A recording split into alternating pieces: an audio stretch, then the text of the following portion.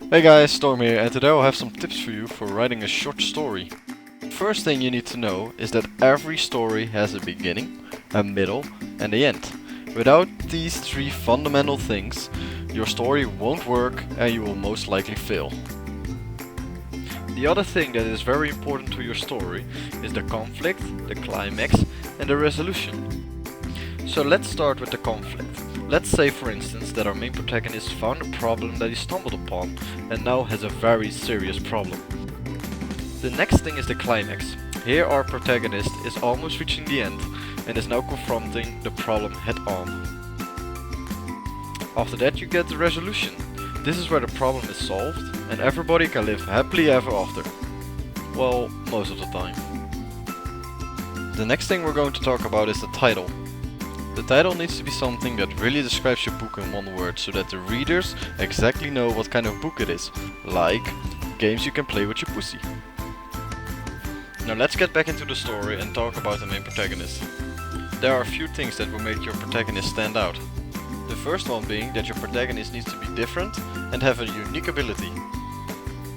The second one is that they must be consistent. They can't just change the way they are acting all of a sudden. The third one is that they should have imperfections.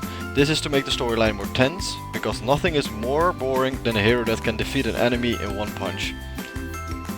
Last but not least, they should have a motivation.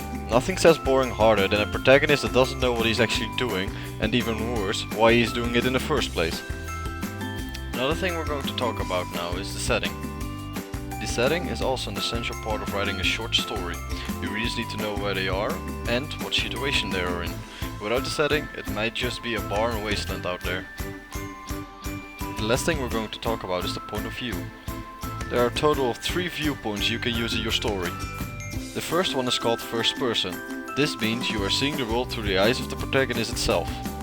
The second one is called the second person. With second person, the writer is pointing out to the readers instead of the protagonist. The last point of view is third person.